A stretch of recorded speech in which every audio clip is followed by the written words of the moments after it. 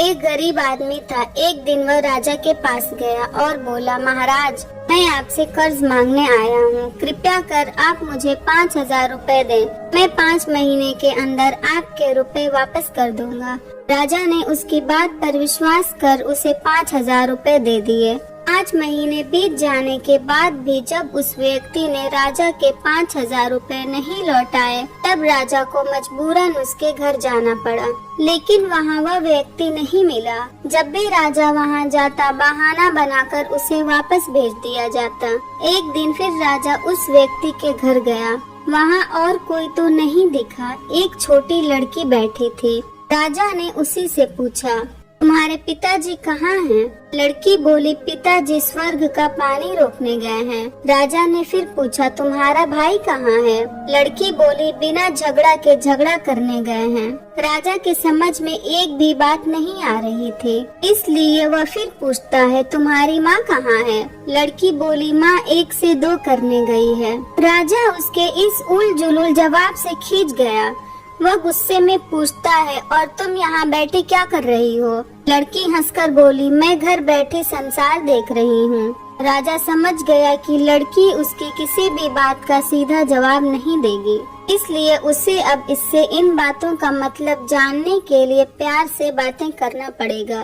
राजा ने चेहरे पर प्यार से मुस्कान लाकर पूछा, बेटे, तुमने जो अभी अभी मेरे सवालों के जवाब दिए, उनका मतलब क्या है? मैं तुम्हारी एक भी बात का मतलब नहीं समझ सका। तुम मुझे सीधे साधे उनका मतलब समझाओ।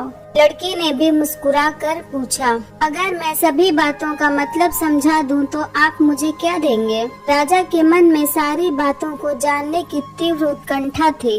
वह बोला, जो मांगोगी वही दूंगा। तब लड़की बोली, आप मेरे पिताजी का सारा कर्ज माफ कर देंगे तो मैं आपको सारी बातों का अर्थ बता दूंगी। राजा ने कहा, ठीक है, मैं तुम्हारे पिताजी का सारा कर्ज माफ कर दूंगा। अब तो सारी बातों का अर्थ समझा दो।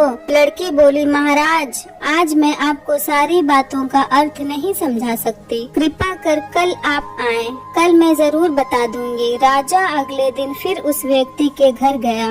आज वहाँ सभी लोग मौजूद थे। वह आदमी, उसकी पत्नी, बेटा और उसकी बेटी भी।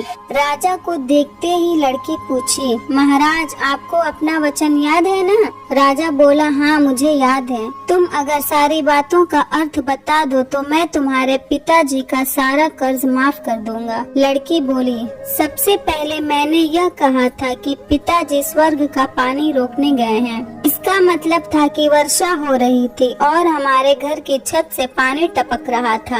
पिताजी पानी रोकने के लिए छत को छां बना रहे थे, यानी वर्षा का पानी आसमान से ही गिरता है और हम लोग तो यही मानते हैं कि आसमान में ही स्वर्ग है। बस पहली बात का अर्थ यही है। दूसरी बात मैंने कही थी कि भैया बिना झगड़ा के झगड़ा करने गए हैं।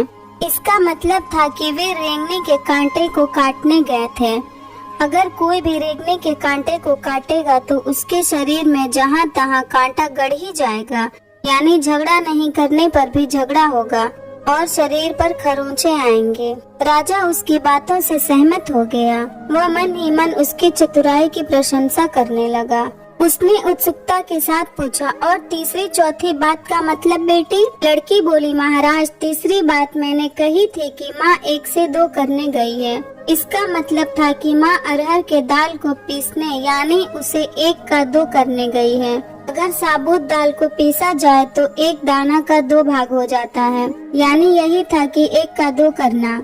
रही चौथी बात तो उस समय मैं भात बना रही थी और उसमें से एक चावल निकाल कर देख रही थी कि भात पूरी तरह पका है कि नहीं। इसका मतलब है कि मैं एक चावल देखकर ही जान जाती हूँ कि पूरा चावल पका है कि नहीं, अर्थात चावल के संसार को मैं घर बैठी देख रही थी। यह कहकर लड़की चुप हो गई।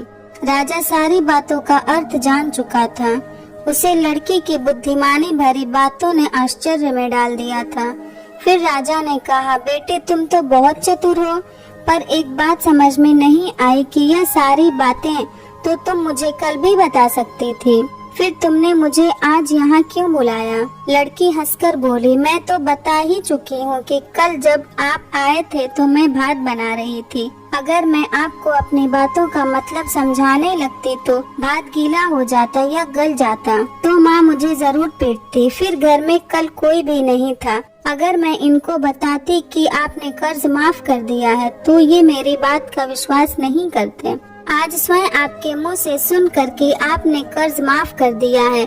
जहां इन्हें इसका विश्वास हो जाएगा वहीं खुशी भी होगी। राजा लड़की की बात सुनकर बहुत ही प्रसन्न हुआ। उसने अपने गले से मोतियों की माला निकालकर उसे देते हुए कहा, बेटे ये लो अपनी चतुराई का पुरस्कार। तुम्हारे पिताजी का कर्ज तो मैं माफ कर ही चुका हूँ। अब तुम्हें या तुम्हारे घर वालों को मुझसे बहाना नहीं बनाना पड़ेगा। अब तुम लोग निश्चिंत होकर रहो। अगर फिर कभी किसी चीज की जरूरत हो तो बेझिझक होकर मुझसे कहना। इतना कहकर राजा लड़के को आशीर्वाद देकर चला गया। लड़के के परिवार वालों ने उसे खुशी से गले लगा लिया।